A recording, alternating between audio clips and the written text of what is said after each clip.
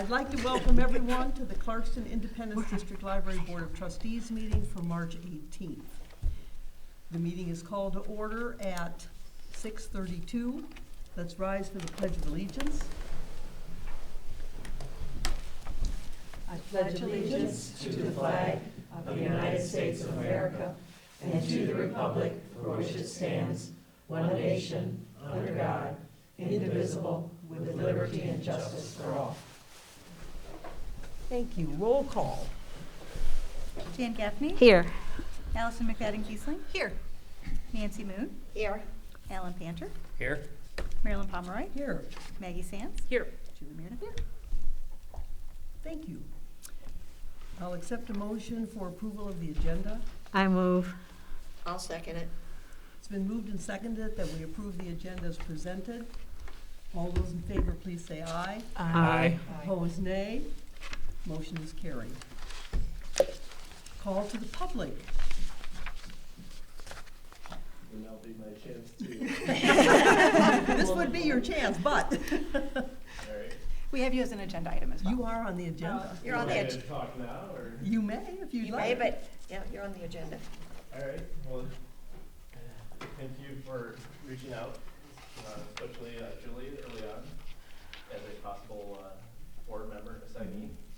So I'm very happy to pursue that with the library team and the board of trustees. So if you have any questions about my background or experience, I know most of you except for Alan and Maggie, so nice to meet you. But if there was anything in particular you wanted to ask me about my experience or background, or I'm all ears. What are you passionate about? I'm passionate about public libraries among many things. Why? I think they are public institutions that are a gem for any given community. I have long supported them. I've been a library patron myself ever since I was a child. And in 2019, when I was looking for a part-time IT job, I came in here, and the circulation desk was like, "Hey, you should talk to Bill Bowman. There might be an opportunity here." And opportunity and circumstance aligned in such a way that I thought, that is like exactly what I'm looking for. So in early 2019, I started working here part-time as a IT assistant. And then I did that up until about a year ago. So in terms of passion, I've always had a passion for technology and the public good that a library represents. It's a very important institution to preserve and uphold and promote, really. So that's one of my central passion points about libraries. Thank you. And he actually knows how things are run because he's been sitting in these positions before. Yeah. Thanks for coming, Tim. Yeah, thank you. I appreciate the opportunity. Okay. Any other members of the public? If not, we will move to accepting a motion for the consent agenda.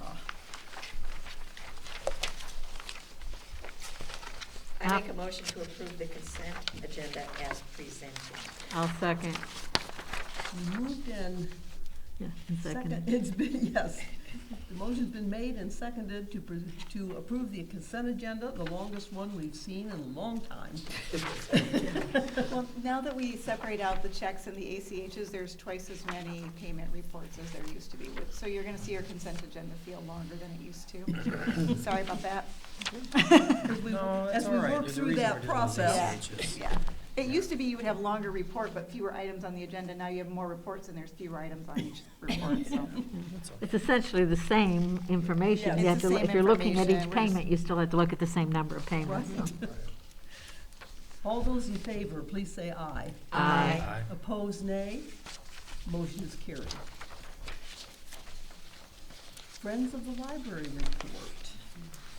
Becky is ill today. She's not going to be here this evening, and she did not provide me a report, so I apologize for that. No report from the friends this Well, I evening. think they're kind of in a hiatus at the moment. The book sale is over. The next one has not commenced yet, so. At their meeting the other night, it was a pretty short meeting because they are preparing for the next book sale, and their next meeting will be much longer because they'll be discussing all of the various details for setting up the sale. So this meeting was pretty brief. Okay. So. All right. Library statistics. All right, so there's, if you'll notice, if you look at the second page, which is the percent change, circulations are up 85%, visitors are up 17% over last year. So these are the January statistics, remember, because we're a little behind in putting these out. So the teen programs are up, the adult programs are really up, and the participation in the adult programs are really up over last year. Just good numbers, we're seeing growth. So ironically, the study room usage was exactly the same. Verified, by the way. I had to check. It can't be right. So what do you That might be a first. Yeah, what do you, unbelievable growth? Well, I think part of it has to do with the fact that, at the longer we see the pandemic restrictions in the rearview mirror, the more people are coming out and rediscovering us, and we're just seeing more participation. We're seeing we're providing more programs, and we're seeing more people come to the various programs. And I think that the staff is really getting in tune to what people like and what is exciting to people. So, having that in mind, I would probably credit the staff for even more effort, because these numbers, how do they compare to like pre-pandemic? They're actually, I would say they're probably similar to 2019. We've done some looking at that, but I would say they're up. Okay. So I think it's almost like we rebounded. It's like the growth we would have expected in 2020, we are now seeing in 2024. Finally, the arc is Yeah, finally we kind of caught went up. down, and then we're kind of catching back up. If to you where we erase were. the middle, then you Yeah, can figure it out. which we'd all like to do that, wouldn't we? Just gotta take that chunk out of the I center. think we all would like to do that. And I think That'd be all the variety of programs Yeah. has definitely included. So there are more people perhaps attracted to different things going on. And so I really commend the staff on. I think we're seeing some Yes. incredible teamwork amongst the staff as well. We're seeing a lot of cross-departmental projects working together. We're seeing, our summer reading kickoff with all the departments coming together. We've done some large events that were all the departments coming together. Everybody pitches in. I think that's really nice. I think I feel really good going into our strategic planning process that our team is in a good place to be receptive to the things that the community wants, because we're in a place where we want to do those kinds of things. I really like seeing the big increase in the adult programming. Yep. Thank you, David. Thank you, David, Nicely because done. I've been coming to a lot of those programs, and they've been excellent. It's a variety that we haven't had, so they're very nice. Agreed. I think local hop helps too, because people can search on local hop for like certain things, like if you're looking for like sewing, for example, you can put that into local hop and bring it up, whereas before we just had a calendar that you had to go on our website to look for, right? So the presentation and It has a little bit of searchability that the software they had previously was not, it just wasn't as robust for doing that, whereas this allows you to pull things out a little more easily. So. excellent. Would you agree, Mr. Bowman?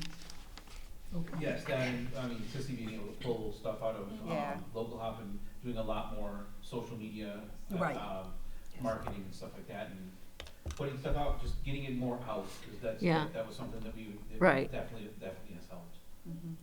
So I think that's, Yeah, and I You've see gotta a tell lot us- of it on social media, because I follow both the Instagram and the Facebook account, so it's, and I always try to share when I see it. We need someone from the Instagram generation, not a bad idea. Yeah. that's right. That's good. Truth be told, you just gotta share the information where people are getting information. We can't just do it, in our own Right. places. We gotta meet Yeah. We can our write a- customers, our residents. Yeah. So we're very pleased with the whole process. That's good. Library Director's Report. Okay, so the library's facilities coordinator will be out on short-term medical disability from February 10th through March 21st. So as we are meeting today, we're getting to the end of that time frame.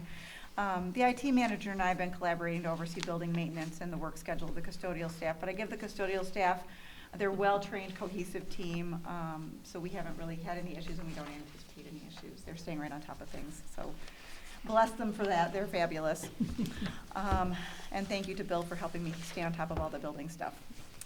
The library's community meeting room is used as a polling location for Independence Township's Precinct 4. The first election of this year was held on February 27th. All went well, and we are prepared for the upcoming elections in both August and November. On February 29th, the library celebrated Leap Year with a family event that included the opportunity to make time capsules to be opened on the next Leap Day in 4 years. Other activities included a leaping game and frog balloon craft. And the youth department invited me to participate in the fun, so I had a craft station to teach kids how to fold origami frogs that hop. So that was fun. cool. I don't get to And it do the worked, I kids did stuff it. very often anymore, so. You have to teach me later. Yeah, it was fun. It was really fun. They like to hide me on the back, but sometimes I Go get in a out to do closed the session children's. for that. Yeah, that was fun. On March 8th, I was a presenter at the Michigan Library Association's Spring Institute. That's the conference for children's and teen librarians. I was part of a panel of 4 library directors who started their careers in youth services. It was an opportunity for us to share our experiences and provide guidance for youth librarians aspiring to be directors in the future. The session went well, and we received a lot of positive feedback, so that was a good use of my time as well. On March 13th, Eiley Weaver of Maynard Casterison was at the library to execute our audit fieldwork. The day went well, and Eiley was pleased that we were so well prepared for her. My thanks to our administrative assistants, both Nicole and Debbie, and our accountant, Melissa, for their hard work. We will continue to communicate with Eiley through the project management software on a few more details, and the Maynard Casterison audit team has our audit on their calendar for review and final drafting the week of April 1st. And Eiley and I have tentatively scheduled the audit report for the board meeting on June 10th. So that's coming up. She's pretty awesome, isn't she? She is pretty awesome, actually, yeah. We were, we, Yeah. she was great. Her questions, she came in ready to rock and roll, but she had us set up in such a way that when she got here, she's like, wow, you have everything for me that you're supposed to have. And I said, well, you gave us enough time, and she nudged us forward the week before and answered all of our questions, so she was right on top of everything. So she's great. I hired her right out of college. Do you please? The mentoring has worked. Well, it hasn't happened in a while, but yeah. She did a great job. Yeah, we're excited to work with her. On March 14th, I was a speaker at the Pinwheels for Prevention kickoff event. My presentation's theme was "Your small act of kindness could make a big difference to someone else." It focused on the importance of the role that everyone in the community plays, whether or not they work directly with youth, to assure children and teens feel safe, seen and welcome. The Strategic Planning Committee is hard at work on the Learn section of our process. We are currently gathering input from the library staff and the board through a strategic capacity assessment. It sounds like maybe not everybody got that email, so I'm going to talk to Amanda after the meeting and make sure that you get that. This is an internal survey to gauge the areas that we think we need to work on and our ability to incorporate new projects. The due date for this survey is March 22nd. I will make sure we get an extension on that. Our community engagement subcommittee has been working with the consultants to create a list of stakeholders in the community that will be interviewed. They're planning focus groups, and we're developing a community survey that will gather input from May through June. We want to tap into that summer reading time frame to do that. So that project is going well. On March 15th, the compressor on the library's fire suppression system developed an issue. So we all skipped talking about fire suppression last month, and so the fire suppression system is feeling neglected. Fortunately, this is the best news, the new alarm system alerted me to a low air warning. That was the best thing ever. We were able to shut down the system before it depressurized and armed. We were on fire watch overnight, but Absolute Fire Protection was able to make a repair and have everything back online Saturday morning. So literally, as I was locking up the building for the night, there's a panel that is now right under the panel that we used to set the alarm, and it said beep, beep, beep, low air pressure, and I went, oh! So I go scurrying in, and I opened the closet door and looked, and sure enough, it was low pressure, so I called the owner of Absolute Fire, and he talked me through shutting down the system. And so we were able to get that done. So no expense of draining the system or having an arm, Thank goodness. no leaking water or anything. And it turned out to be the tiniest little broken Nice. copper pipe. So not huge repairs. They were in and out in about an hour on Saturday morning and got it all fixed. So Quick night for you, though. it was, it's just one of those things. It's called Other Duties as Assigned. I Yes. called home and my husband said, fire suppression? And I said, yeah. I bet he's heard about that before. Keeping the public well informed. Yes. The cost of a new fire suppression system would be, So prohibitively expensive Yes, that but the what- companies will not even give me a quote. When I ask them to quote me a new fire suppression system, they say, oh no, you won't do it. We're not gonna take the time to tell you how much it is. So we basically are in a situation, because it's so much work to take down everything's above the ceiling tiles and above the shelving, that it would be cost prohibitive to do so. So this particular situation was not actually the fire suppression system, it was the compressor. The compressor had an issue as opposed to the pipes itself. Usually there's tiny little leaks in the pipe and they just come in and they fix this little pipe and that little pipe and whatever.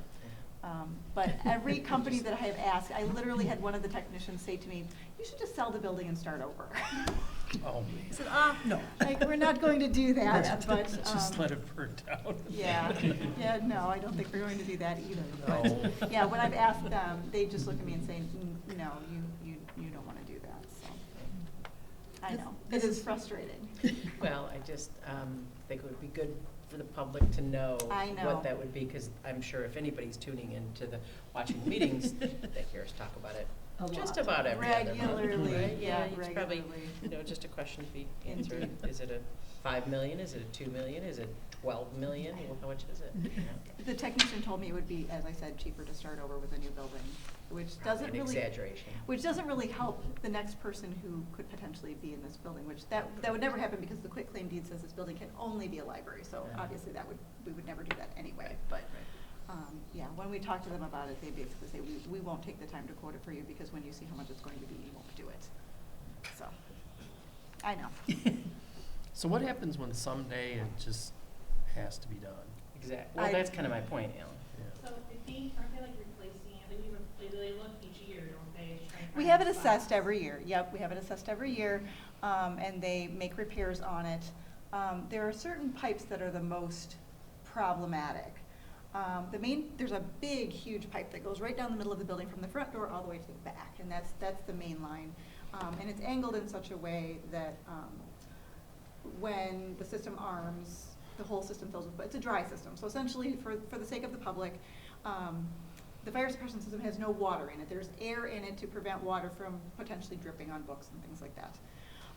When the fire alarm arms, the little sprinkler heads will sense the heat, and one of them will break, and it will trigger the system for the air to rush out. There's a huge bang, the air rushes out, the water rushes in, and then the water only comes out of the sprinkler head that has been tripped or broken. Like 50 gallons per minute amount of water, a lot of water. That is a lot of water. A lot of water. The problem with that is once it has been armed, we have to bring the company in to disarm it. You can't just reset it. So the company comes in, they drain it out, and there's a drain on either end of the building, and we can start that process before they get here if that does happen. And it has happened a couple of times since I've been here. And it's expensive to do it because it usually happens on a weekend. Always. It always happens on a weekend, yeah, so it's a little more expensive because it happens on a weekend. But essentially, the system drains out. There are a couple of things that were causing problems that we have addressed so that the public knows. That main pipe, part of the reason that we were getting a problem is that there's air in it, it gets condensation, and when it gets condensation, it rusts the pipes, and then you get these tiny little leaks, and it's not leaking water, it's leaking air. So once the air leaks out, it could potentially depressurize, and if it depressurizes, then the water, it arms the system just because it has depressurized. So we have a compressor that runs, and the way we know when it needs to be, when there might need to be repair is when the compressor runs more frequently, and the staff is all pretty well versed in listening for that compressor, and if it seems to be running a lot, we call Absolute Fire, and they come out and they look for tiny leaks, and they're not a lot of leaks, they're little leaks, and when they come out, they might have to do a pipe like this. They'll find out where it is and they'll figure out what the issue is. The main problem that we had was that main pipe had some issues with the way it was angled. And so that's where we were getting a lot of the condensation. And so a year or so ago, we brought in Absolute Fire to do an overhaul of the system, and they regraded that. And so we've had much fewer problems since then. So this wasn't actually a suppression system, and actually it was interesting because when I called the owner of the company at home on his cell phone because I have him on speed dial. And I said, okay, walk me through making sure that I shut it down properly, and I shut it down properly. And he said, I will have 2 trucks out there tomorrow with pipes. We will get it fixed in no time. I said, okay, that's great. But the reality is, I kept saying to him, and Bill said the same thing, we think it's the compressor. We don't think it's the pipes this time. And when he got here, sure enough, it was the compressor. There was a tiny little hole in one of the tubes that feeds the system and puts air into the system. And so it wasn't getting air into the system, and the air was not actually pressurizing the tank either. So they sent out a crew to make a repair to the system, but the fire suppression system was not the problem this time. It was just an issue with the compressor. But we have it set up, we have maintenance done on the compressor every year. We have the oil changed on the compressor, I believe, twice a year. And then the fire suppression system, Absolute Fire comes out and they do an assessment on it every year. And it passes, but then every once in a while they get those little pinholes and we have them come out and do those pipes, so. Yeah, but about a year and a half ago, we had a major overhaul done to the system. We had several pipes. What we could do. What we could do, yeah, what we could do. And we had that regraded, and that has solved a lot of the problems. But it's just a really touchy system. It's a very complicated system. The fire department said that they hate these kinds of systems because they do deteriorate over time and they're hard to maintain. But the addition of this new alarm system solves a lot of that, because now, before, if the system was going to be a problem, the alarm would go off in the closet at the system, and if you didn't hear it, you wouldn't know that there was an air pressure alarm. Now it's because we replaced the entire fire alarm system, which is what we've been talking about, not the fire suppression system, but the fire alarm system. We replaced that whole fire alarm system. We now have it wired in, and it monitors that system, and so if there's low pressure, now the panel in the back near my office and also in the lobby beeps and says low air pressure, and that gives you the opportunity to know there's an issue so you can address it before it becomes a bigger problem, which is what we were able to do on Friday. So, and apparently it was feeling neglected and just Yep. We hadn't talked about it for a yeah. while. I don't mean to make light of it, but it is a touchy system and it's a big complicated system. It's been doing better since we had those corrections made, but it's always going to be something that requires a lot of maintenance. But anytime you have a building filled with things that you do not want to become wet, Yeah. it's a problem. Librarians are like cats. We hate water. Yeah. Okay, thank you. I think we are now ready to attack regular business. Okay. Let's move to item 1, the appointment of a full-time collaborations librarian. Okay, I'm going to call on David in just a minute, but I'll get you caught up with what's going on here. At a meeting in February, the library board approved negotiating an internal candidate, Saxony Betts, to fill the position of a full-time collaborations librarian, to fill the vacancy that Kim Sokowski was leaving. Saxony is a part-time librarian who's been with us since September of 2022 and has demonstrated her abilities, growth, commitment, and value to the library in that time. Coming from a background in academic libraries, Saxony has demonstrated a lot of growth in planning programming for public library audience. Her monthly sewing club, Sewing Take and Make kits have been quite popular, and she runs the Salt to Taste cookbook club alongside Deb Tenbush.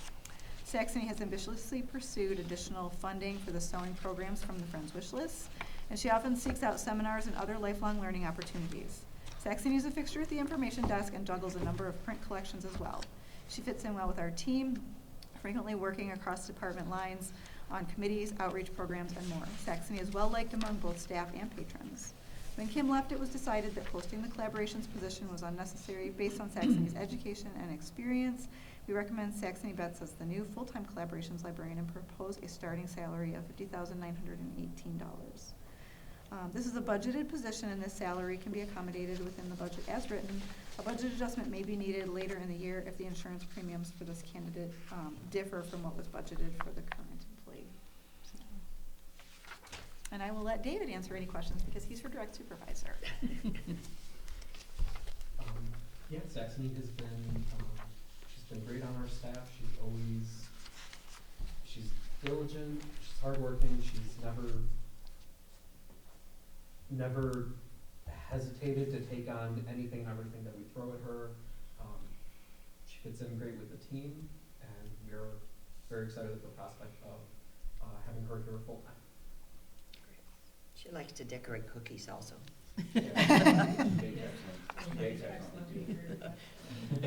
And you've had the opportunity now to work with her before, and that's always a positive. Saturday was her cinnamon roll program, Yes. and Yep. she does a wide variety of things. She did cookie decorating with the kids a couple of times, and I think she's done it with adults as well. Yeah, she's got a wide array of things that she likes to do in terms of programming. She's got a very well-established rapport with patrons at this point, as well as staff. People know her, they really like her programs. And when Kim told me that she would be taking a job elsewhere, there was zero hesitation of, we already have the next person that's right for this role. She has worked with him as well to, she was able to get some cross-training before Kim left, as well as just being witness to the stuff Kim was doing every day, so she already has a pretty solid idea of the nature of the position, at least as it was, and I'm sure she will put her own spin on it. Excellent. Yeah. We're so glad we did not have to post that. She did want to be here tonight, but she is sick today, so apparently there's something going around. So. There is something going around everywhere. Yeah, there is. All right, I will accept a motion. I move. I move to appoint Saxony Betts as the full-time collaborations librarian with a salary of $50,918 and the standard benefits package of a full-time employee with a date of hire of April 8th, 2024. Second. And a second.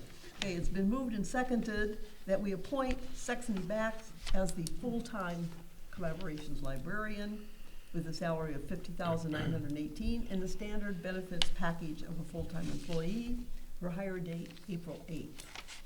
Although, are there any comments or questions? If not, all those in favor, please say aye. Aye. Opposed, nay. Motion is carried.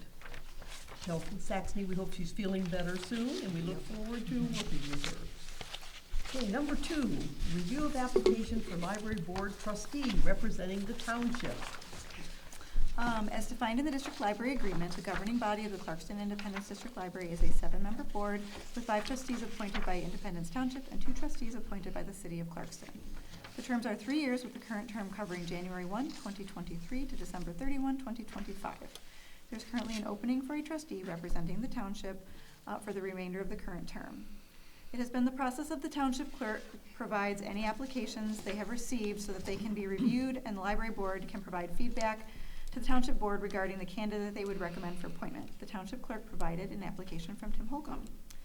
Tim has been a resident of Independence Township for 8 years and has a young family. He has a degree in international relations and 12 years of experience working in IT. He is currently an assistant support manager and systems administrator.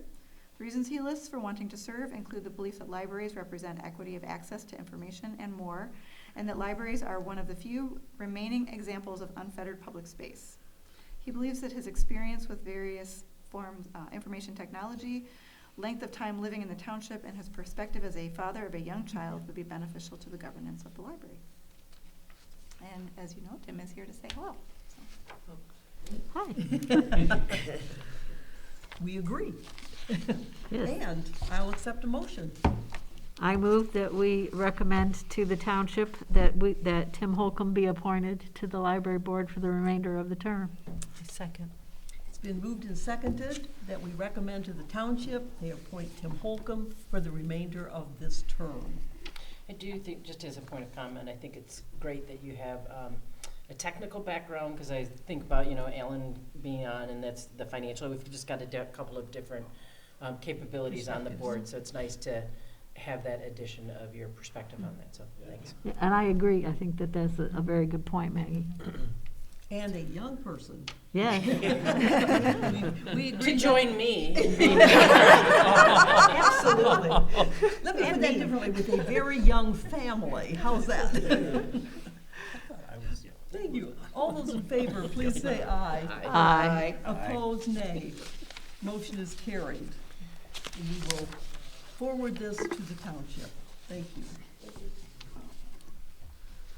Number 3, motion for tech assessment proposal. In February, the board approved that an RFP was to be put out for a tech assessment that is intended to follow in the process of the strategic plan that was started in February of 2024. The strategic plan team and the IT department assembled this RFP and sent it to multiple vendors that have this type of assessment as part of their portfolio. We received 3 responses from Christine Peterson Consulting, Greenwald Consulting, and Library IQ. The responses were reviewed by the team listed above, and the team decided that the proposal from Christine Peterson Consulting attached was tailored more to the needs of CIDL. The company has had more experience with these types of consulting projects, and their proposal fit our budget better than the others. In terms of budget considerations, during the discussions of the strategic planning proposals, the library board requested that the library staff seek proposals for a technology assessment, knowing that it is not currently budgeted in 2024. $20,000 was budgeted in 2023, and $20,000 was budgeted in 2024 to execute this entire project. The funds from 2023 reverted to the fund balance because payments were not required prior to the end of the year. The board approved Fast Forward Library's proposal has a not to exceed of $31,800, so a budget adjustment of $11,800 will be needed to fully fund this project in the 2024 budget. The proposed technology proposal has a not to exceed of $6,500. A total budget adjustment of $18,300 from fund balance to 801 professional contract services is being requested to fully fund both portions of the project in 2024. We had really anticipated that we were going to have to put out money for that strategic planning process on the front end, and that's not the way they were doing it, so that's why the money was budgeted last year. So, and Mr. Bowman is here to answer your questions about this very long proposal. Yeah. You got one of the shorter ones. Yeah. As a purchasing person, my concern always is if you have one oddball bid that's way lower than the others, that it may not meet the needs. But I'm trusting you, Bill, that you looked at all of that. And it wasn't just me, the group of us looked at it, and what did it look like? The other two were basically a strategic plan with a tech assessment. Oh, so they were Doing the same thing. duplicating what They were the other basically group was doing, duplicating what we okay. were already doing. Okay, So that's why Yeah. and so when Justine came through with hers, I'm like, that's more the part that we were missing. And Right. so the other ones were like full on, they were full Okay. on everything. yeah, And one of them was actually the consultant that one of the other, the strategic plan companies we did not go with. He was one of the ones that was, he was the one that was gonna do their tech assessment. okay, So he basically went back and recreated theirs, their whole okay, all right, thing. And Library IQ is something similar. They're a large company. They do very specific software, where we have access to all this demographic information. Again, the same thing that we're doing with the Okay. overarching okay. thing. Well, yeah, that explains it very well, thank you, because, like I said, that's something I learned through the years, that you need to watch out for that, because either they didn't bid the whole proposal, or they're gonna have some contract changes further down the line and jack the price way up. Technically, this is the one who actually read their Yeah, okay, Okay. boilerplate one back. okay, that's good. Yeah, and again, like I said, she also has more experience in the field. Her experience, I read all of her Yeah. resume Yes. and the recommendations and everything, and it looks really good. But, It was very thorough. Can I That's ask what we thought as well. a question a little bit more, and so I haven't read the in-depth part of it, so this is question of ignorance, but between our strategic planning consultant and the one we'll bring in for IT, my question is less about the assessment of the library and our back-end capabilities for our own software, et cetera, but a little bit more of what is public-facing in terms of, I would not call it cutting edge, but at least, highly relevant programming and I think so far we've done a pretty decent job with, printing and digital printing and all of that, but will she come in with any of those types of assessments in terms of services? My quick review didn't highlight as much like services to the public that would, of other things we ought to bring in. That might also come through our main assessment too. I just wondered how they married together. I'm going to, because I sent this as an addendum to an existing strategic plan, that is where that she's going to work within their boundaries as well. So I do have to verify a little bit on that though, because it wasn't, you're right, that's not the biggest obvious point in there. Right. But the way that I am foreseeing it, and that's what it sounds like she wants to do, is bring in her parts to that part of the assessment. Okay. Not doing it separately entirely, but bringing her pieces into the assessment as it's running. Because that's what I had asked for, was basically to bring in, because we're already doing an assessment, what pieces can you bring to help that, for our parts, Bring it the to life. IT parts, Yeah. yeah. So what You technology piece? Yeah, I basically add on the technology piece to the existing Okay. The existing strategic plan. You probably don't need me to tell that, but just so there's nothing lost in confusion, it'd be great if she did sort of an addendum to her to capture all of what any little missing pieces of that, to make sure, or a letter or something like that, so we make sure we're getting exactly what we wanted in that. I will let her know. Yeah, I'll ask thanks. that. Does she represent or sell or implement any sort of software that she might happen to recommend? For what, in what purpose? I mean, like, If she's looking at a needs assessment for tech, might she say, here, get this, that she, no, Has she a- doesn't rep for any particular, basically trying to say, is she gonna try to sell me something that's Mhm. her own product? Mhm. No. Okay. She does not. okay, So this is an independent view. It's an independent view, unlike like that. Words. Library IQ, for example, that was one of the other two that did. They have 2 software packages. That's what they do. mhm.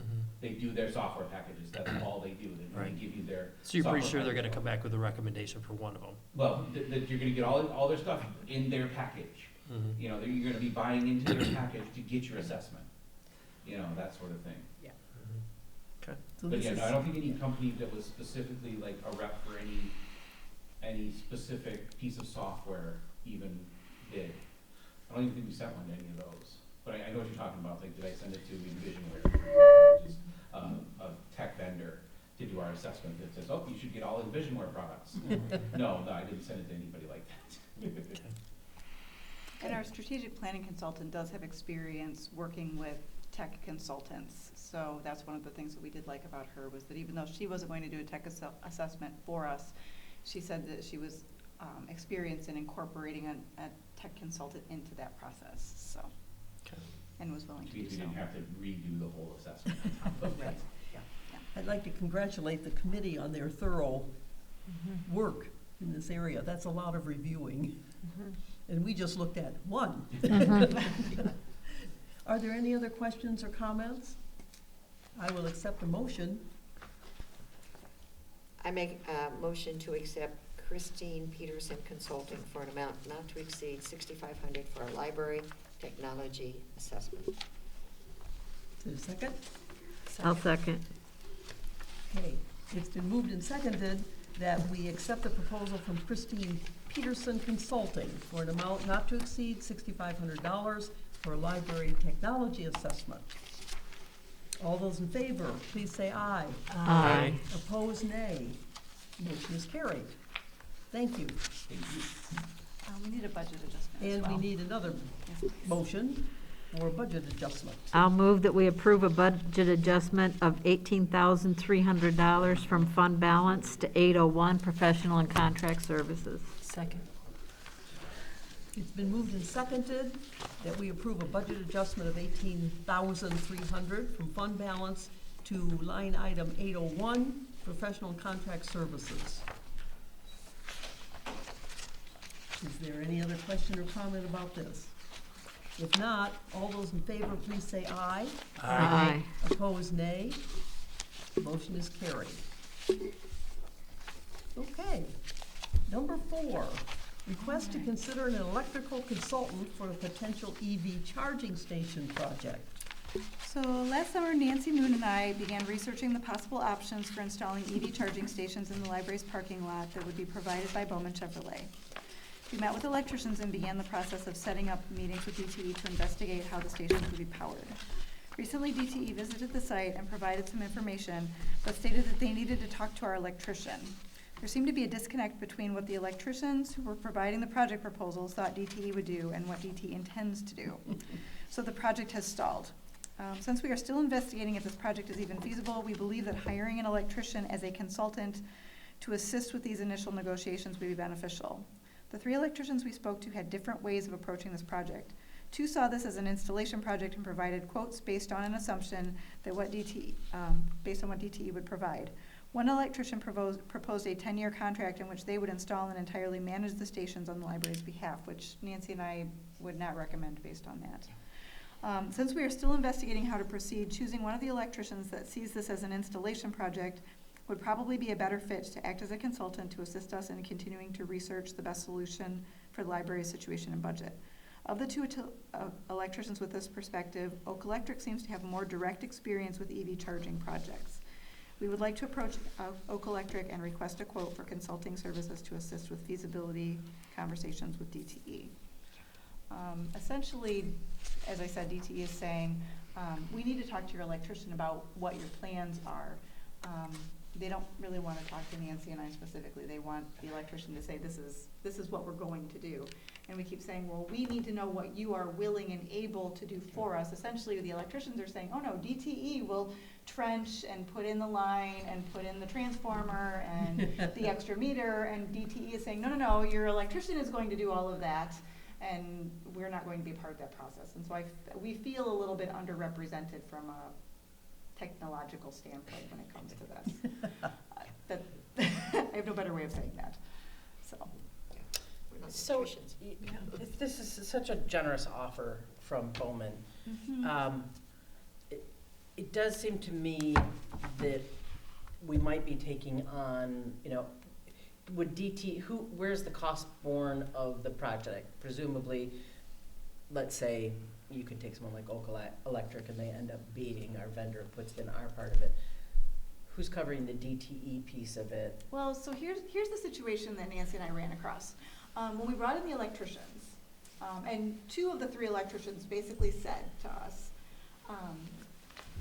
DTE can go from the power pole. They both said this independently. They walked in, looked at the site, and said DTE will trench the ground, they will run the line, they will put in the transformer, they will put in the meter, and you need us to go from the meter to the EV charging station. So we will install the EV charging station and the electrical to go to that. And then you will be responsible for managing the payments, because of course we're not going to cover the electricity. People will be paying what we pay for electricity. We will be reimbursed for essentially, and it'll be will be a pass-through. The 2 electricians that we talked to that approached it in that regard basically said that DTE would be responsible for the transformer and the meter because we're asking for new service. Mm-hmm. We want it separate from the building. Right. Both of the electricians thought that was the way that it should be done. Where we're running into a problem, then all we would have to do is pay the electrician. And both of the electricians said they thought it would be approximately $4,000 or $5,000 for us to invest in going from the meter to the actual charging station. When I talked to DTE, they're like, oh no, your electrician is gonna do all of that trenching and all of that work they're not looking at it as a separate meter. So I'm looking for an electrician who has experience with EV charging who would be able to say to DTE, our expectation is that you would trench it and put in a transformer. I feel like when I say this to the very nice gentleman from DTE, he looks at me and says, you don't know what you're talking about. Which is to some extent true. That's not my role. But both of the electricians independently said this is what DTE should be doing. So I feel like I need somebody who is understanding that. And then Nancy, from her background in utilities, is saying, no, this is something DTE should be doing. So I almost feel like DTE is saying, no, we won't do that for you, just because they know that I don't know enough to tell them that that's what Needs to be they have to done. be doing. So just second question, supposing, and I would think we would, work out who's actually doing the trenching and all of that work, Mhm. would DTE be paying for covering the cost of the new transformer with the belief that they will make up for that in the charges they make? Or regardless of who does the work, is there a charge that would come for putting in the transformer? The understanding that we have is that we're asking for new service, and that would be borne by TTE. So I'm assuming that's part of the reason they're pushing back and not really wanting to do that. They're telling us, no, you're going to have to do this. I'm assuming that it's because they're getting so many places saying, we need power for EV charging stations, and I think they're looking at it we're just looking for an opportunity to provide a service. We're not looking to make money off of this. Right. And I think that that's where the disconnect is, that this is not going to be profitable for us in any way. It's supposed to be a More a pass-through. pass-through. Well, my last question on this is, and I'm supportive of getting a consultant if we want to pursue it, is like I said, I think it's a very generous offer from Bowman because, you know, it works with their model, but they're also doing a community service. Absolutely. But the notion of this technology is actually moving fairly quickly. You look at the different car companies who are putting in, obviously, there's one brand that has top of the line. They're offering services to other brands, you know, coming up. I'll put it out there to say it's just such an emerging area.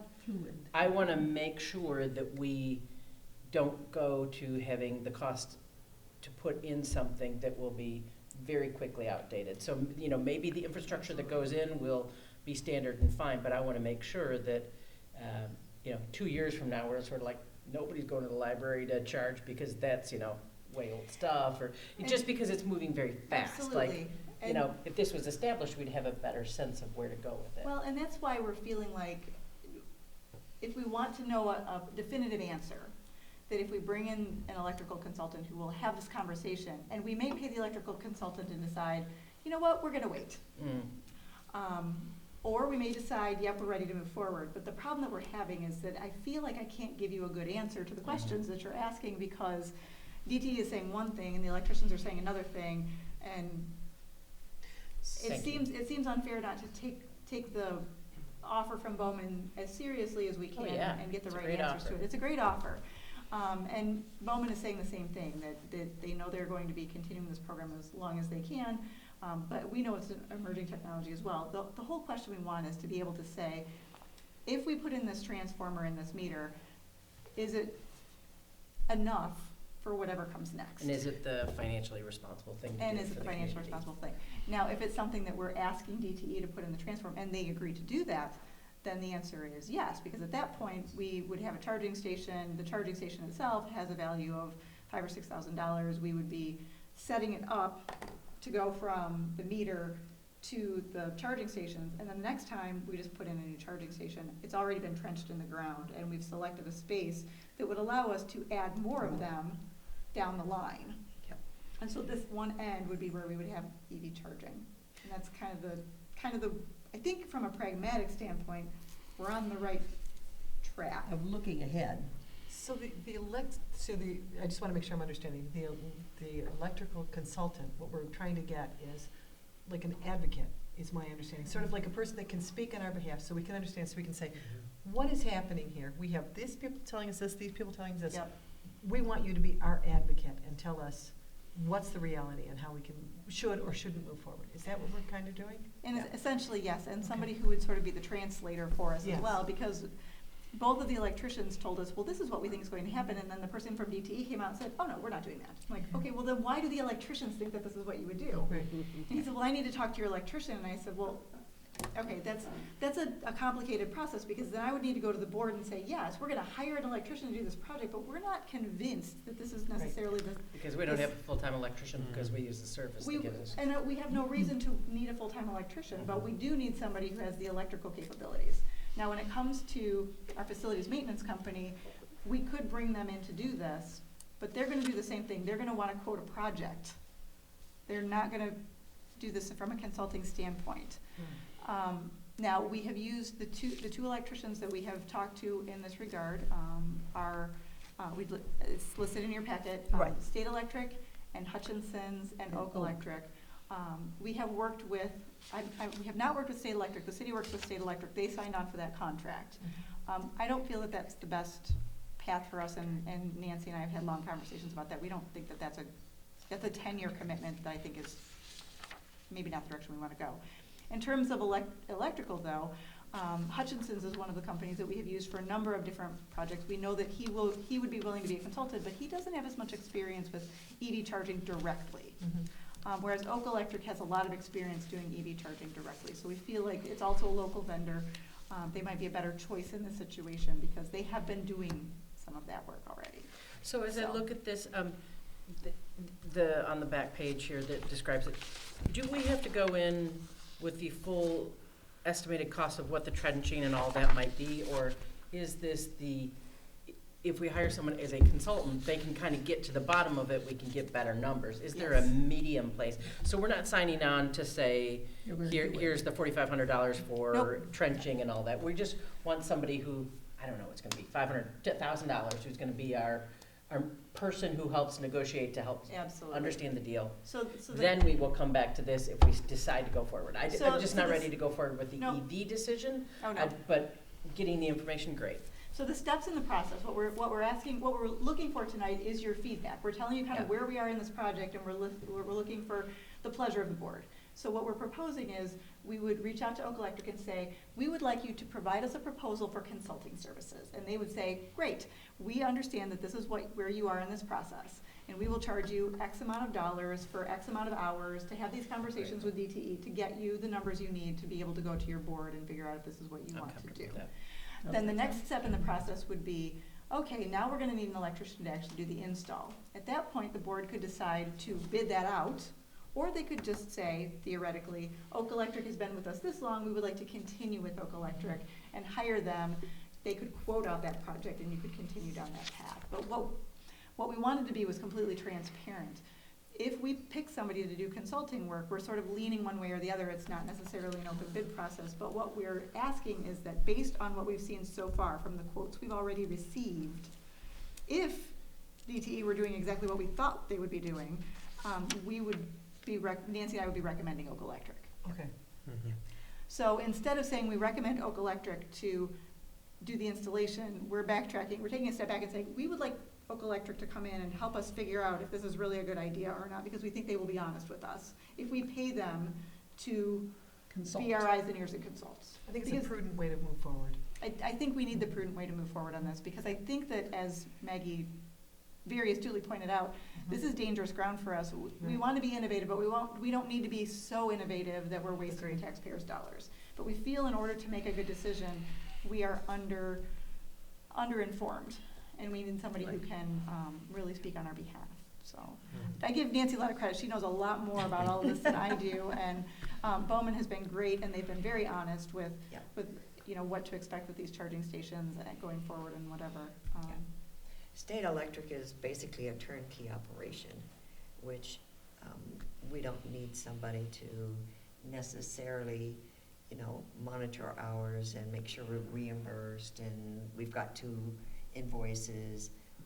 We have the staff in-house to do all of that, so that's why we felt State Electric turnkey. Sounds pretty, but really doesn't match our Well, plus a needs. 10-year commitment, that's a long, It's a very long long commitment. time to That sign. felt like too much for us, but considering, as Maggie said, it's changing so quickly, and I wasn't comfortable with a 10-year contract, and Nancy wasn't comfortable with a 10-year contract.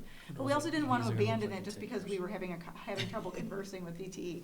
Yeah, because I do think DTE is looking for an easy out, because it is a requirement that they have to provide hookup service. Now, if this were a new housing project, they would say, okay, this isn't just a small piece, this is a whole project. Yes, they're gonna go after the contractor who's developing the new housing project. We've But run that's into not this it. before. That's not what this is. We're The not big pool's right enough. there. Yeah. Yeah. We already have a It's pool. gray area anyway, So it's a- because it's just a charging station, it is new service, but It's- kind of different than typical new service. Well, so. and the reason that have proposed separate service is because it's taxpayer dollars, so we can't pay for people's electricity. I mean, if we were going to pay Correct. to charge people's cars, then people are gonna come in and say, well, where's my gas card to drive to the library? We don't wanna be in a position of doing that. Correct. But at the same time, we have no interest in making money. The idea is to provide a service, in the same way that we have copiers for service and printers for all those kinds of things. So the goal was to make it available so that people who are here for long periods of time studying and that kind of thing could plug in their car and charge it, in the same way that we have the opportunity for people to plug in their laptops and plug in their phones. But everybody can do that. Where we run into a little bit of a problem here is some people are driving gas-powered vehicles and some people are driving electric vehicles. So we would need to recoup that cost. And so what we would do is, and talking to Bowman, the way that works is there's software that is on the charging station, and we can set it up so that it basically charges people what we pay per kilowatt hour. So it's simply, they would be paying it, we would take that money, we would turn it over to DTE with the bill at the end of the month. And as long as we break even, all is well in the world. And there's no sort of upcharge there to cover the That would be something for The the board to front-end costs. determine if you wanted to recoup the cost of, for example, Nicole tracking it or something along those lines. But our impression from having sort of played with the software and whatever, it's pretty easy. Essentially, it's gonna say, our bill's gonna come from DTE and it says, you owe this much money. And our charging station is gonna say, and you brought in this much money. And we just turn the check over, essentially turn the cash over, make sure that we're not getting caught up in credit card fees and things like that, but. I think when we get to that point, we should make an attempt to recoup all of our costs, We could do that, you know, not just the cost of the electricity. yeah. And it's gonna be a little bit of a job to kind of quantify all that. And not really, because when you look at the bill, you can easily figure out what our per unit cost is. No, I get that, but And then you've we also can- got your front-end costs and and you've got your We can say, labor costs. you know, Yeah. the labor is how many hours does it take? So what you're saying is Yeah. the amount charged per hour or whatever, Yeah. that's all rolled into that. And so to determine how long we want to, how many years it would take us to recoup that money and then sort of just divide it out. And Transfer it to whatever Yeah. afterwards, or. Yeah. Mhm. Okay. there'd be a little bit of guesswork of how many hours we think it's going to get used and how long we would I want am to do that. interested but- in this Compared being sort of a to what step-by-step other different conversation. people Yeah. are charging for their EV station, our per unit rate is a lot less. Ours is a lot less, because we're paying about 13 cents a kilowatt hour. And a lot of those charging stations are 22 cents a kilowatt hour to use it. So, I mean, there's a fair amount of money, additional money being out there for other people. But I'm asking, that's because they're for profit. They are for profit, yes. Because we're not for profit, so there's the difference. We're not Yep. out there for profit, Correct. we're just trying to. So we can't make a profit, but we could We can recoup our costs. No, I agree with that. I Yeah. don't have any problem with that Yeah. at all. We can And it's recoup all our logical, costs. because it's still not for profit. Yeah. Yeah. Okay, Yeah. so what I Good am point, Ellen. hearing, Yeah. this is correct, is that we want you to continue to pursue this Okay, with Oak Electric. okay. To see if we can clarify these questions that we need to have answered before we make a decision. That sounds good. We will not do anything more than ask them to do a proposal for consulting work, and you will see that as soon as it's available, hopefully on next month's Okay, agenda. thank you. Thank you. All right, let's move to discussing our investment options. Okay. A subcommittee of Jan Gaffney, Nancy Moon, and I have been working on a library fund investment project. Step one was assuring the funds are insured, and we are complete with the implementation of ICF sweep on the government banking checking account on our Flagstar account that holds the library's operating fund. Further work will take place on this account in terms of investing in step 3 of this project. Step 2 of the project is well underway and involves creating an investment strategy for non-operating funds. This includes the library's fund balance and capital improvement fund. Investment options for governmental funds were gathered from 2 of our current banks, Flagstar and Fifth Third. As a reminder, Flagstar provided the CIDR's option, a CD laddering system that uses a network of banks to distribute funds. At a recent meeting with Fifth Third, an institutional brokerage account program was presented. While both programs meet project goals 1 through 3, the Fifth Third proposal also meets goal 4 as a brokered solution that provides support to library staff in managing investments. Kevin Mataway, who would be the local broker assigned to our account if we choose this option, provided a sample U.S. Treasury ladder for a portfolio of approximately $1.2 million. Current library funds available for investment will be reviewed so that the board may provide input on how this project should proceed, and a timeline and process for reviewing and updating the library's investment policy fund balance may also be discussed. So in the little pile of things that were sitting next to you at your seat, there is a little spreadsheet with some green numbers highlighted. And so essentially what you're looking at here, we have 3 banks that we work with, and in each of those banks we have 2 accounts. And so the first bank account is our checking account, and that's our operating account. And this money, these numbers are run from January 31st of 2024. The second account that we have at Flagstar is just a small additional amount of money that we have there. And then we have 2 accounts at Fifth Third and 2 accounts at Waterford Bank. So what we would propose is that we would take that smaller of the 2 accounts at Flagstar, the 2 accounts at Fifth Third, and the larger of the 2 accounts at Waterford Bank, and compile those into one, move them all to Fifth Third, and look at this laddering option, this brokerage fund proposal at Fifth Third. So he had proposed two different brokerage options, a money market fund of treasury bills, which would be liquid, fully insured, transferable, and it does have online access, or brokered CDs through Michigan-based banks, which are FDIC insured and could be laddered. His recommendation would be a portfolio of U.S. Treasury laddering, and what he was basically saying is approximately $200,000 in Federated Treasury Money Market Fund, which is at 5.18%. Now this, you have to remember, they do change, but this was at the time that we had the presentation. About $400,000 in 6-month U.S. Treasury at 5.24, 200 at 12-month U.S. Treasury at 4.92, 200 at 18 months U.S. Treasury 4.76, and 200 at 24-month U.S. Treasury 4.6. U.S. Treasuries are considered safe and secure investment option, backed by the full faith and credit of the U.S. government. The Federal Reserve is projecting to cut interest rates this year. In a falling interest rate environment, it is key to have rates locked in, since daily liquid investment and money market accounts will see their interest rates fall when rates are cut. A laddered maturity schedule allows you to manage your interest rate risk by locking in rates to specific maturity dates, and the U.S. Treasuries are the most liquid market and can be sold prior to maturity if an unforeseen event occurs that requires the use of funds. So that is his proposed plan.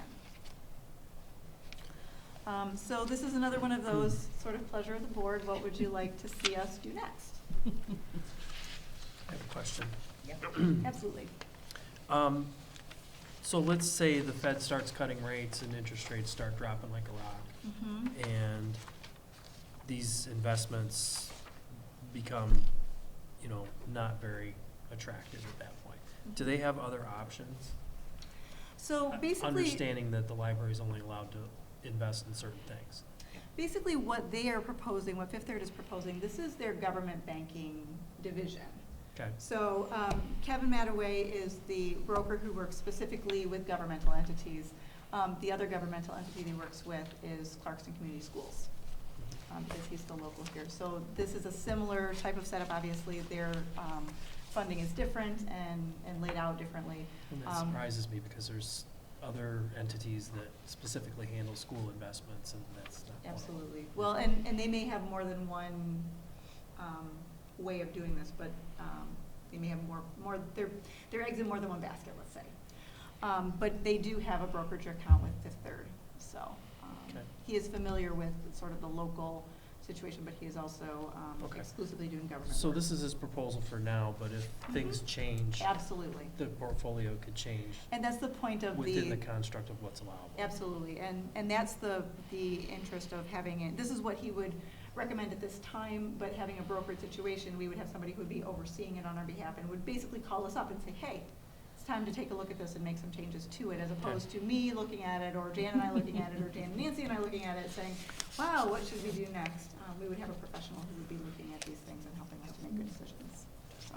While earning something on the money Right. that we're holding for projects. Yes. Right, and it's all still insured, which was, of Yes. course, a primary concern. I mean, the investment options for a public entity in the state of Michigan are pretty severely limited, which is, I mean, to me, that's a good thing. We're not out there risking the taxpayers' money, but we would like to be getting some return on the taxpayers' money instead of just letting it sit and do nothing. So that was like the purpose of all of this, knowing that we need it to be very liquid, because we don't know when we might have something come up that we need more than just our operating funds to take care of. So, at this point, this looks like a good deal. And yes, if and when the interest rates change, we may have to make some changes, Yeah. but better to get it, and again, because we're laddering it, then we can really take advantage as there are changes.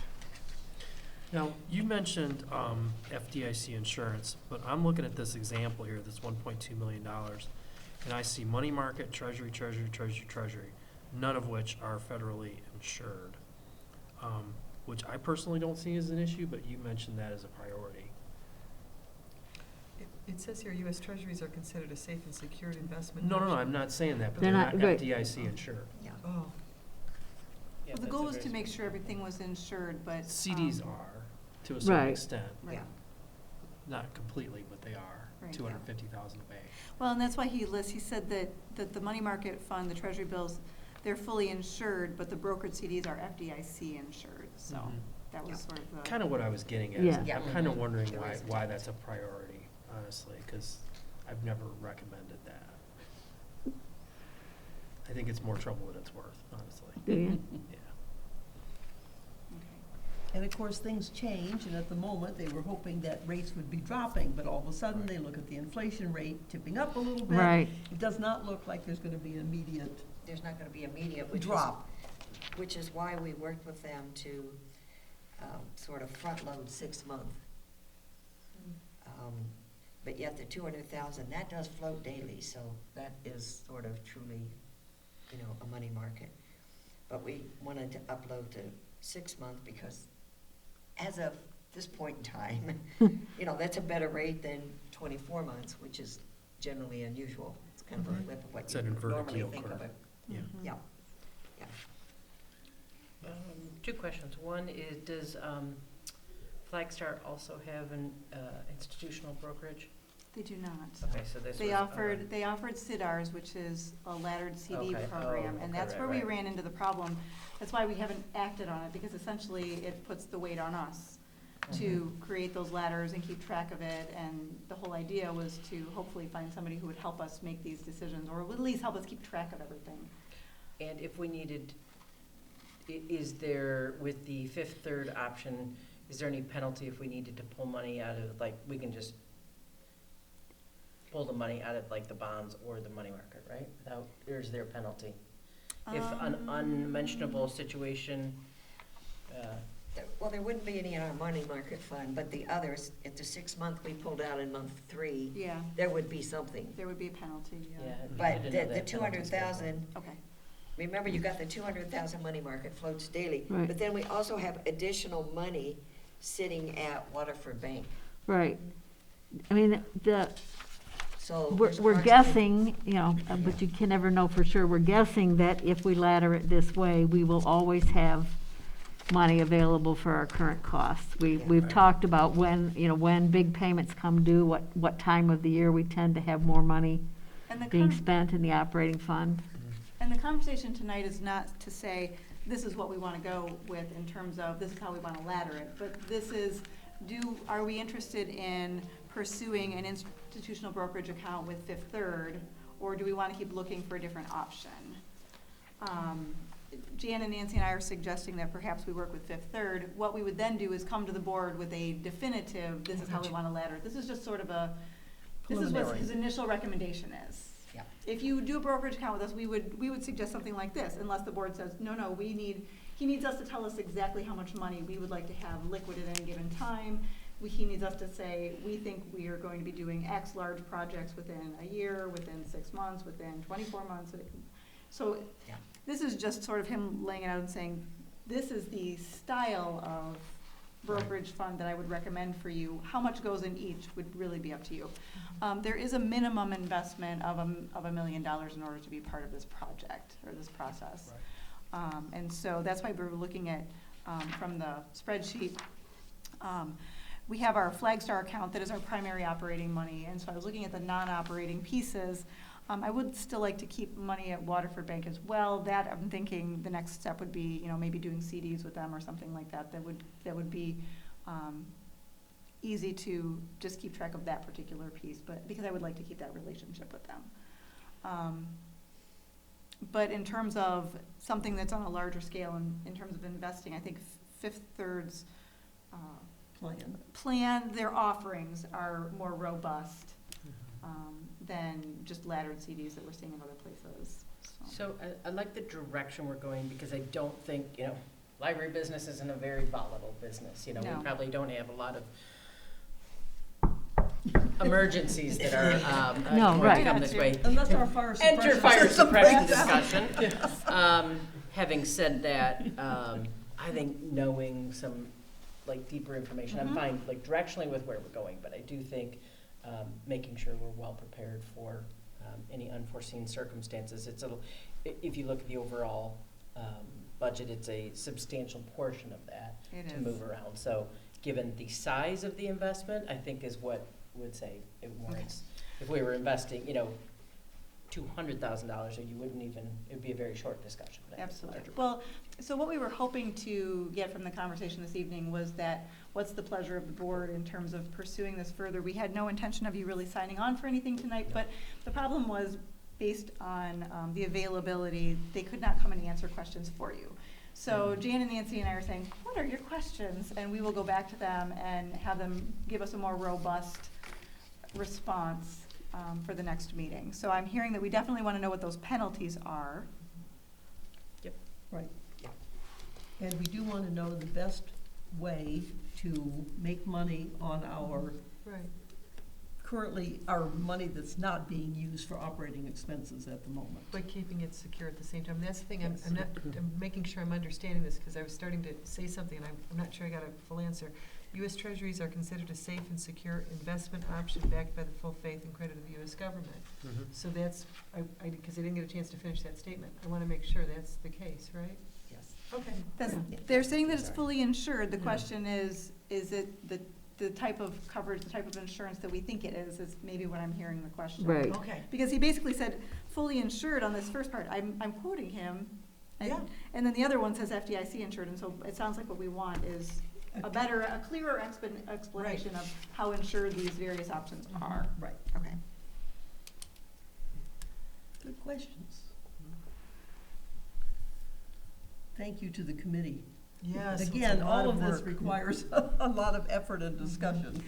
I appreciate the help of everybody coming in and asking these questions as well, because just going in and asking them myself, and then, of course, we're getting different questions when we come to the table with other people, and so that's been complicated, because I don't know, I said to them, it would be really helpful if you would come to the meeting, and they said, well, they weren't available to be here tonight, so I said, well, I guess Jan and Nancy and I will find out what those questions are, and this will be a little bit of an extended process. Well, and perhaps So- before we actually do the investment, they come to the meeting before we approve. I'm that. hopeful that they Or would we- do Or that. we have a workshop. I would think it would be worth it. Necessary. I think that, the hesitation might be the fact that your meeting is in the evening, but I'm not sure about that, so. Well, I mean, sometimes you gotta work a little harder to get your Yeah. business. That's what I thought too. They didn't say that specifically, but when I said, Well, when you I'm can share with them Yeah, that was the but first that's intent. exactly what Nancy and I were both like, what? Yeah. What's wrong with you? You know, Yeah. I like to hustle for my business. Bankers. How much do you want this Exactly. 1.2 million? Maybe not that much. Maybe not that much. Any other questions that we want to But I specifically actually have think that's answered? indicative of, if it's not, if our investment size is not worth kind of coming to an Mhm. evening meeting, maybe our investment size will not warrant enough attention That's and also the caretaking. That's also the possibility. Yeah, so that's something to keep in mind, because you're trying to go for an easier solution, but if they're not gonna The thing that we're, give your. the thing that we're kind of- struggling with though is that, what we're finding is a lot of banks don't have a robust government banking division, or they are downsizing that division, or when you call, they're just not interested in working with governmental entities. And so we've really, just why this hasn't progressed any more quickly than it has. Got it. Because when we talk to these organizations, I won't name any names, but one bank in particular, I said, well, I'm interested in opening some accounts, and they said, well, we don't really want to work with you, would you like a credit card? I'm like, no. No, I want to talk bank accounts, and so, I mean, there are some banks that just don't want that type of business. See, and I don't understand that at all. Well, we're not a big governmental entity. I know, but I mean, It's a you, whole different set Big of rules and funds. regulations, so if they don't wanna train people to do it, then. I know, but if, just because we're small, there are large governmental agencies out there with large It sums is. of money to Well, and that's what they invest. do. That's what Fifth Third does, is they cater to that. So Yeah. the $1.2 million that we have, that's a lot of money to us. Yeah. To them, it's a drop in the bucket. Oh, no, it's a drop in the bucket Yeah. to It's them. an absolute Yeah. drop in the bucket. I know, but if they have the mechanism to handle governmental accounts, it's not a huge leap to handling a smaller governmental account.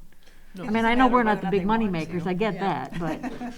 Yeah. But Well, they'd be remember, willing to take it on, and that's we, enough, right? we have run into this issue when we want to replace doors, when we want to I do know. certain small It's like- projects. We're Yeah. too small to garner the interest Yeah.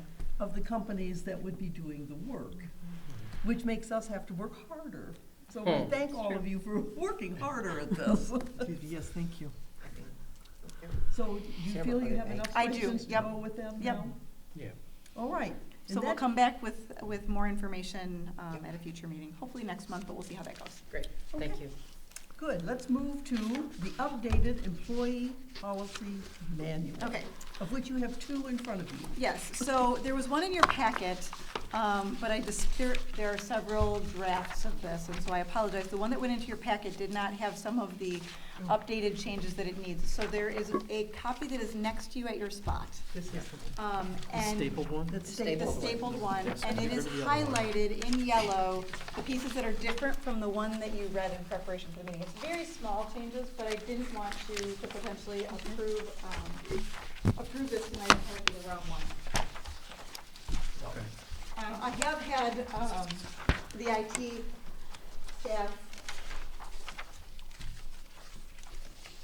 IT staff, replace the packet that's on the website, so it does have the corrected version that we are talking about that's on the website. Okay, so to review the employee policy manual, let's start with, so who worked on this draft? So first and foremost, Mike Bloom is our labor attorney. He is from Foster, Swift, Collins, and Smith. You're familiar with Ann Suring. She is from Yeah. Foster, Swift, Collins, and Smith, but she is our library law specialist. Mike is our labor attorney. Same firm, different assignment. So who worked on the project itself? The employee policy subcommittee was Chris Nato, our head of circulation. He was representing the department heads and the full-time staff. Nicole Evans, our administrative assistant in finance, she's representing the part-time staff and HR. Chris Shull, the library board trustee, representing the library board and budget concerns, and then myself representing budget, HR, and organizational policy history. So then also involved in this process were our library department heads, so that's Bill Bowman, our IT manager, Chris Nato, our head of circulation, Cissy Phillips, our head of marketing and engagement, Brad Ruder, our head of technical services, Stacia Serafin, our head of children's and teen services, David Silverman, our head of adult services, Arlene Weber, our facilities coordinator, and then myself. So what was our process? So the first thing we did was we gathered all of the library employee policies, and they were provided to the library's labor attorney to be compiled and updated. What we did in the past was look at policies individually, because they're easier to be perfectly honest, they're easier to update when they're not all connected together. Part of the reason this project has taken so long is because it's 30 pages and it needs to be perfect before you approve it, and it's 15 versions later. Okay, so the library's employee policy committee then reviewed the drafts, talked to staff about possible changes, and provided updates, corrections, suggestions, etc. And then the library department has reviewed the final draft and provided changes, corrections, etc. So that's the version you have in front of you today. So what is the current status? So we feel this is a solid draft that includes all key policies. There are a handful of policies that have been identified as needing more thorough review and discussion. So they are the holiday policy, and what is in this version is the current board-approved version. The standards of dress, which is also the current board-approved version. Childbirth and child care, which is the attorney's template. And references, which is forthcoming. It has been proposed that in order to keep the project moving forward, that the board review and potentially approve the manual with the understanding that these sections listed above will be brought back to the board for further review and updating. And the policies listed, as I said, are either current board-approved versions, attorney's template language, or would be forthcoming. Okay. So, basically what I'm going to do to make this as simple as possible is kind of go through this section by section based on the table of contents, because that's how librarians do things. And so essentially, introduction, we'll start with the introduction. The introduction is pages 1 and 2. And that is essentially provided by the attorney. Any questions about pages 1 and 2? Nope. Any comments, concerns?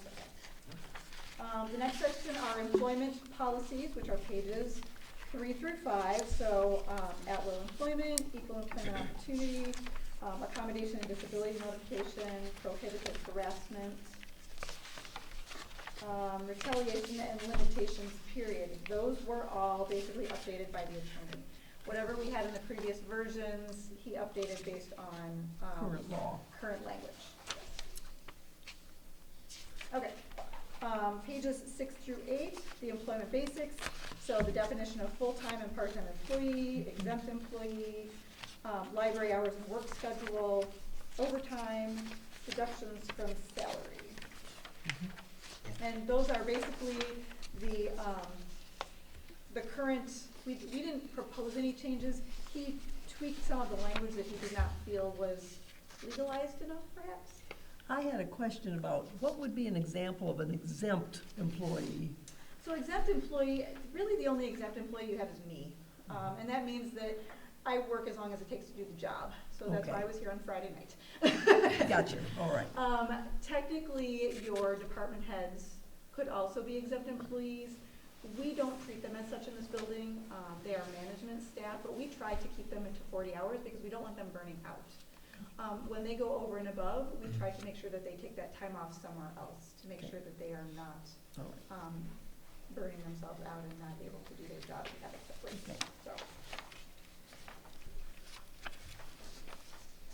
Okay, patron relations, page 9.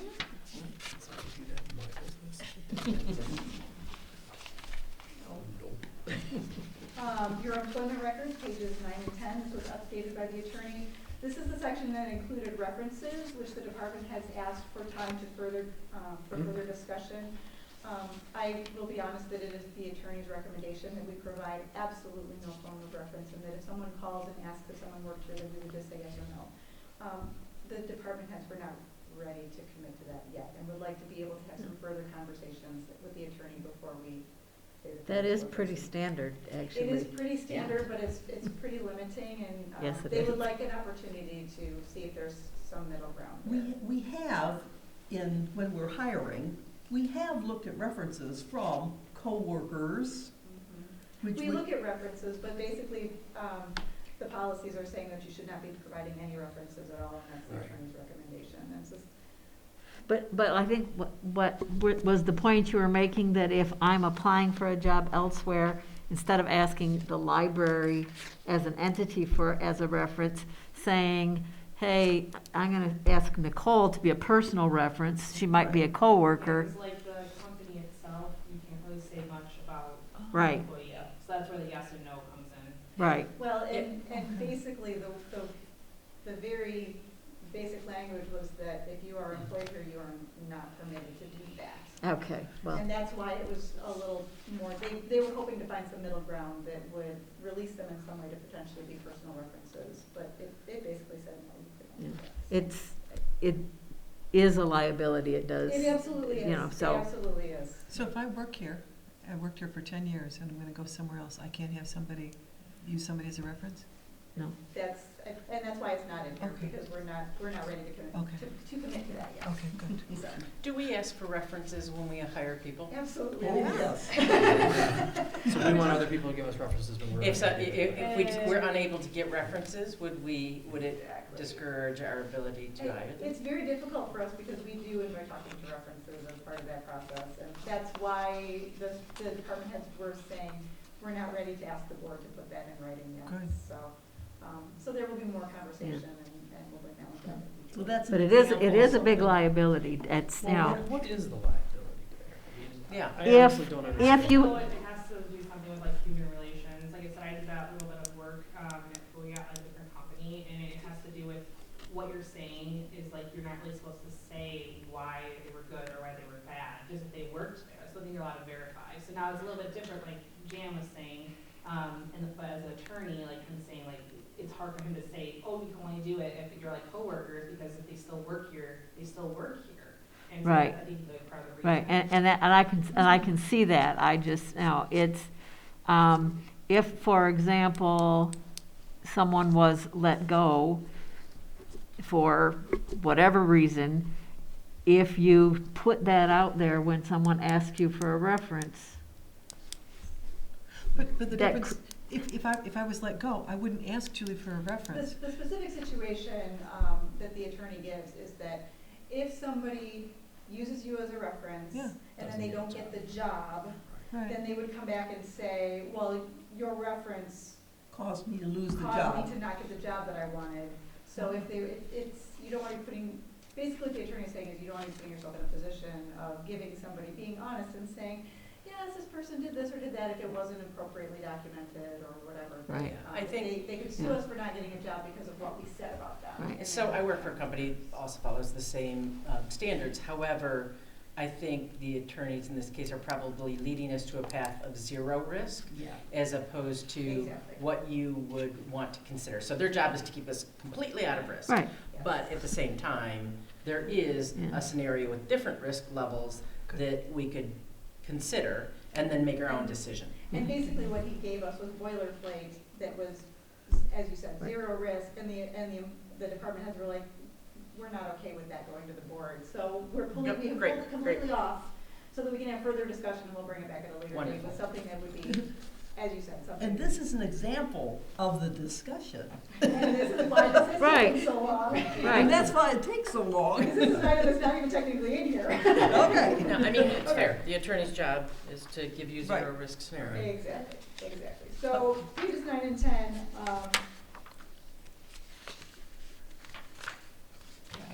okay, professional considerations. Well, dress code is the fun. 11 and 12, so code of ethics, conflict of interest. These are all things that were updated by the attorney. This is the section that includes standards of dress, which the department heads asked for time for further discussion. I have been She hates this one. I have been in more than one library that has rewritten a dress code, and it becomes so personal, because you're talking about people's personal style. But we need to have a philosophical conversation.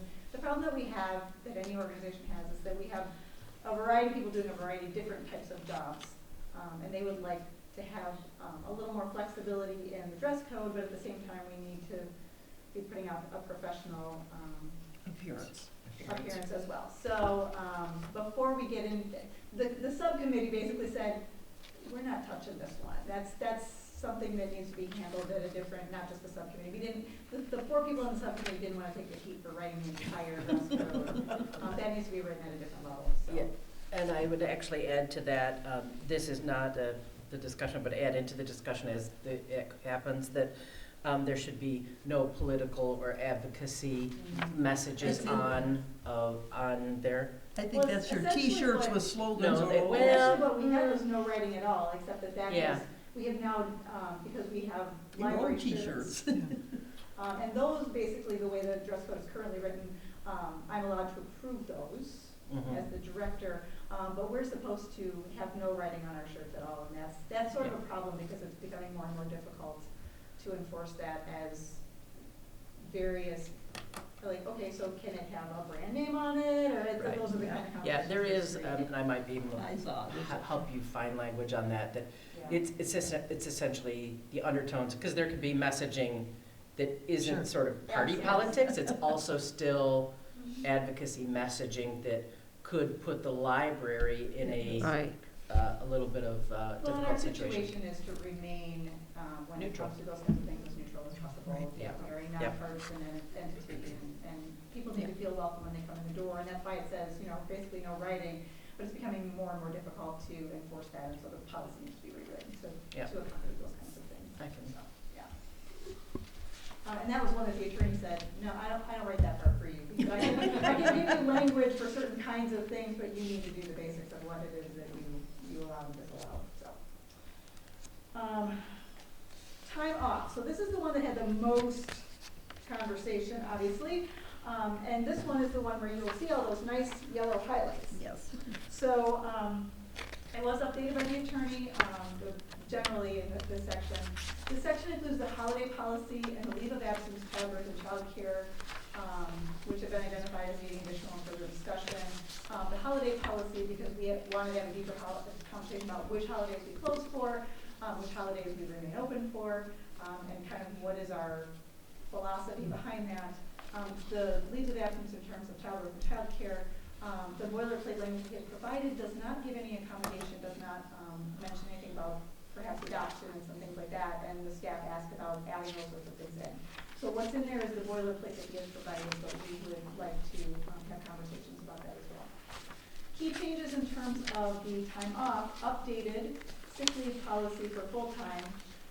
The one change is that there's a cap on sick leave changed from 120 hours to 166 hours. So where do we get that weird 166 number? That is 96 hours that is normally the bank that's given at the beginning of the year. We changed the rollover of 24 hours up to 70 hours. And so we add 96 and 70, that's 166. So that's where we got that number from. And so that rollover of 70 hours would be subject to the cap of that 166 hours. What's new in this policy would be the sick leave policy for part-time employees, which we talked about during the budget process. 1 hour accrued for every 30 hours of time worked. The cap on sick leave would be 100 hours with a rollover of 50 hours into the next year, subject to 100-hour cap. So why are we having this conversation about the caps, and why did those caps change? The caps changed because we were taking our inspiration for this policy based on legislation that was being proposed, that once you allow people to accrue that sick time, that you would not take it back from them. You can cap how much of it they can bank.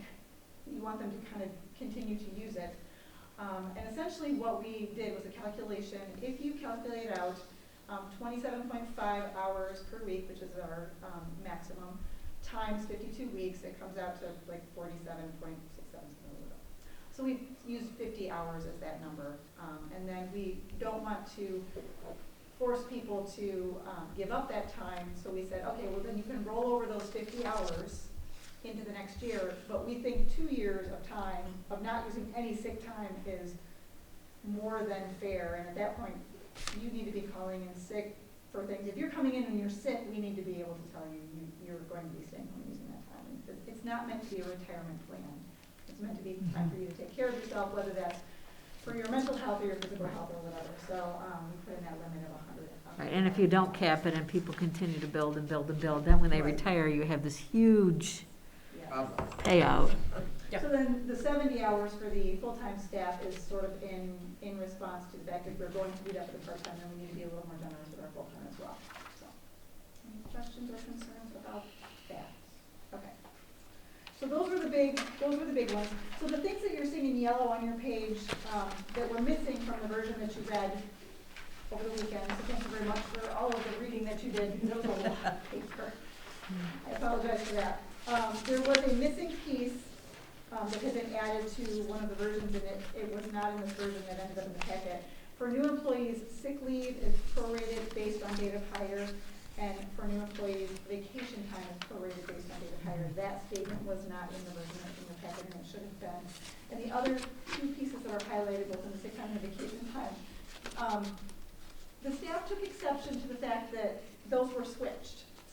And that to care for an employee's family member who is suffering from mental illness, physical illness, was first, and then taking care of themselves was second, and they thought that didn't make sense. So they asked me to swap those out, and we had swapped them in one of the versions, but the version that went in your packet didn't, and I didn't want them to think that I ignored that request. So I wanted to make sure you saw that.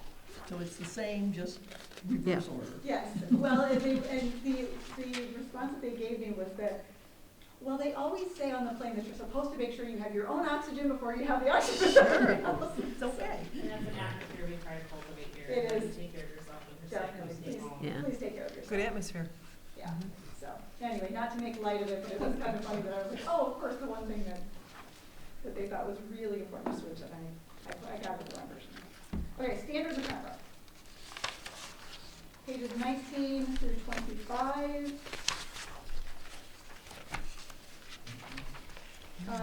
Most of those things were things that were either already in there and the attorney just updated them, or they were boilerplate language that he felt needed to go in, and there was nothing here that the staff really objected. There were some small little tweaks that we put in, but nothing that was substantial to the actual policy.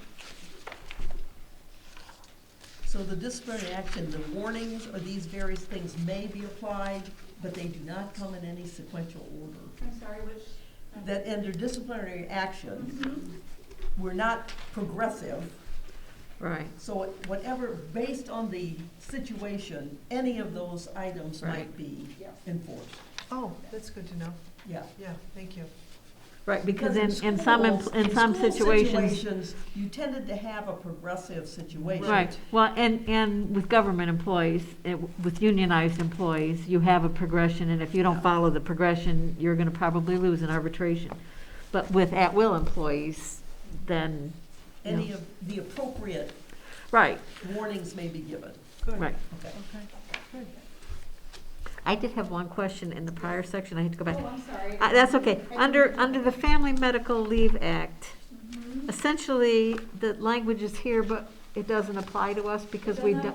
We Okay. don't have 50 employees. Right, well, that's right, and I was like, I read it and I thought, well, why is it even in here if it doesn't apply to us, although I suspect that that's just because people know about it and, They ask about it, and the attorney said that it should be in there just so that people are aware that, that we are too small. okay, that's all I wanted to Yep, know. no, that's a very good question. I didn't even skim past that. So health and safety, pages 25 and 26. I had a question about that too, about the smoking. It says that they can't block the entrances if they're smoking, but is smoking allowed that close to the building? There isn't a X number of feet from the building? I thought that was, Not anymore. Not anymore. oh, huh. We really haven't had any issues with it. Yeah, we, Oh, no, I've never seen anyone like smoking anywhere, I mean, our patron policy is, similar, so. The last thing you want is somebody standing out the front door making a big cloud while people are trying to. right. Well, and that's why a lot of places, and that maybe they don't anymore, because I neither smoke nor work in an office anymore, but you had to be like 50 feet from the building or 100 feet from the building or from the door of the building. The deputy mayor in Pontiac used to come out with a tape measure. Measure. And measure, When we were yeah. still a township department, that was the policy, but I believe it's become more difficult to enforce those kinds of things. And one of the problems that we have here is the way our building is laid out. So if we tell them they have to stand, we know that 100 feet from the door is down the stairs and at the very edge of the curb, literally standing one step off the curb because of the elections, one Right. step off the curb in the street. So 50 feet from the door then becomes this weird no man's land of that island. Okay. You know what, I think the best thing to do out of respect for people who work for us who might be smokers is you designate an area and it gets some level of like protection from the elements, so. Right. Yeah. If it were a staff situation, it's out the back door. Yeah. Yeah, There's an yeah. overhang. Yeah. Yeah, so I mean, that's gonna be where they prefer to smoke anyway, and so. Right. And that's respectful of the habit, and so there you have it. Yeah, so it's worked okay. It has worked out okay. Well, it's nice to have this information for the employee Right. so that they know going in what's expected. Absolutely. Okay, problem solving procedures, page 27. And that was updated by the attorney. We had something similar, but not quite this in depth. And then termination and resignation, page 28. And then acknowledgement, page 29.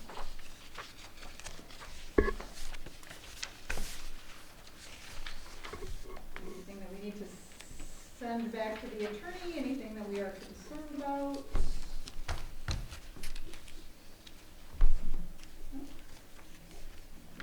Thanks for going through that step by step. It was a lot. It was a lot. I apologize for that, it's been quite a process.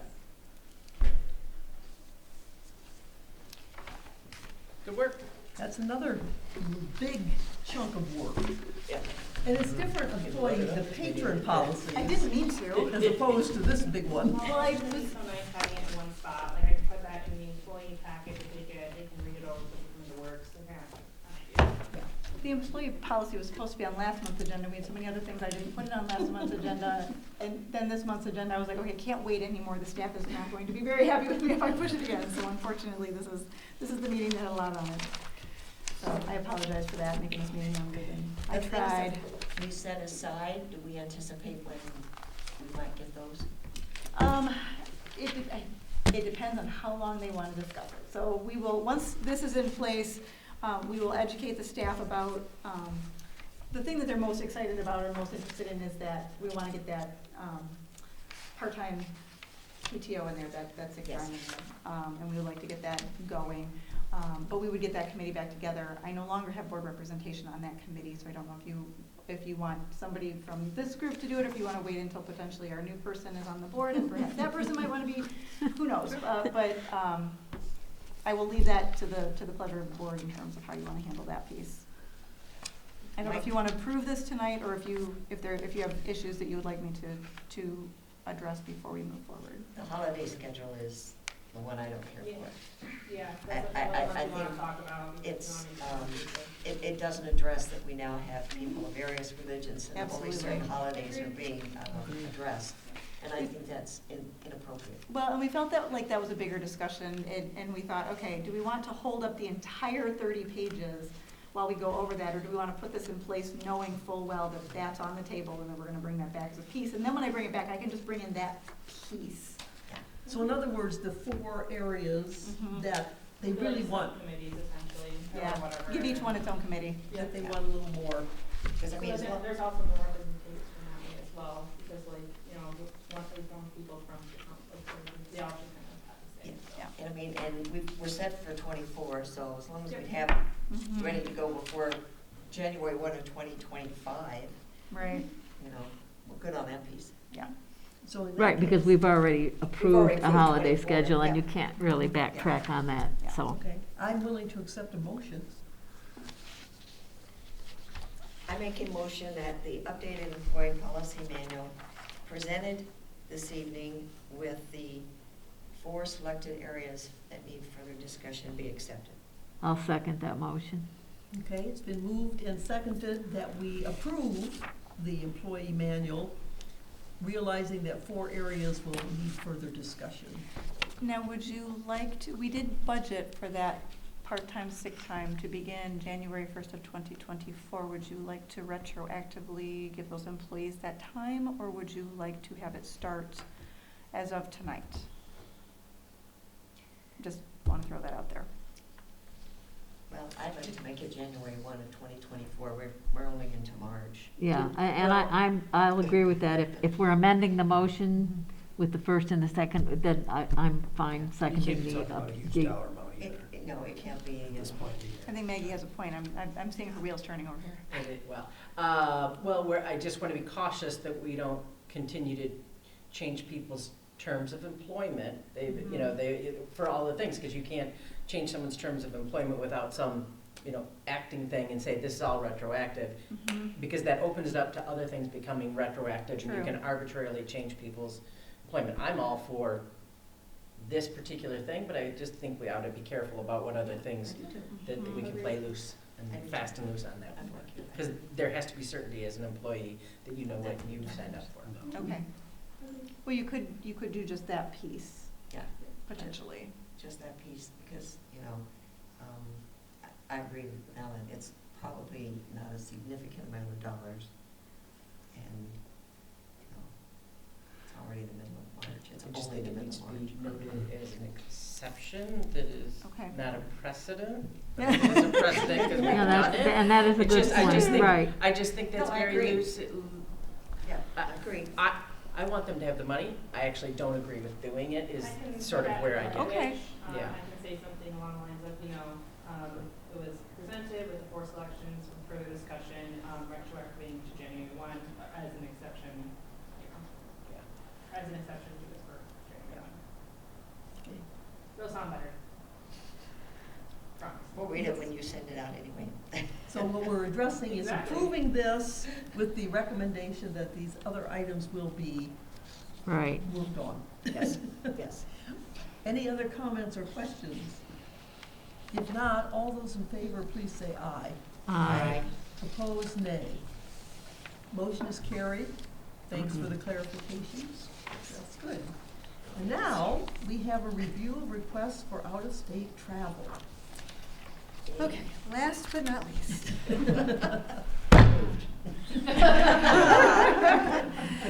This should be relatively easy. So, because it's out-of-state travel, it comes to the board just so that you have an opportunity to see what it is that we're looking to go to.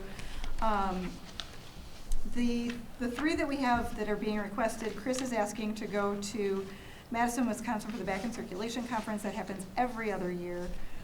It's a little bit pricey, but he got a lot out of it when he went 2 years ago. He is actually trying to be a presenter, which would then cover his registration fee for the conference, but his proposal has not been accepted yet, so we don't know if that will happen. The Public Library Association Conference, PLA, is in Columbus. It very seldom comes as close. Occasionally it gets as close as Chicago, but it is in Columbus. We did not realize it was going to be this close, and so we are asking, it's a little bit last minute. But Neil and I would be interested in going down and gathering. Neil may have a conflict, and so what I would maybe suggest is that if Neil couldn't go, you might approve somebody to go in his stead. So Because he approve does 2 have- people to go. Yes. Yeah.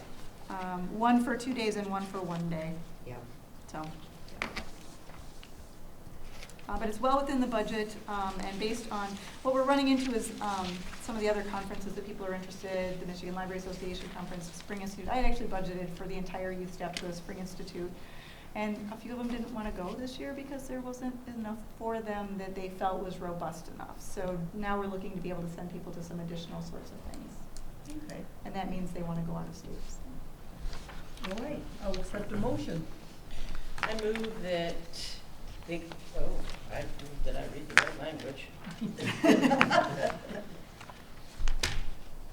I move to approve the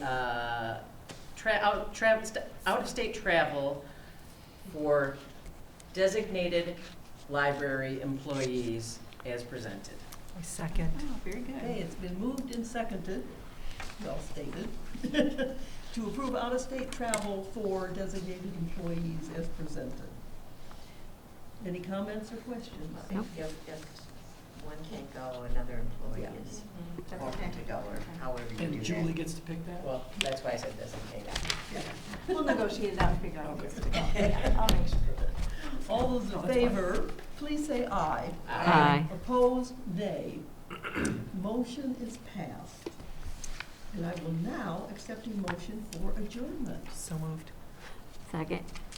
It's been moved and seconded that we adjourn. All those in favor, please say aye. Aye. Opposed, nay. We are adjourned at 8:20. Thank you very Oh, much. boy. When I took over, I took over good, don't I? In for pay.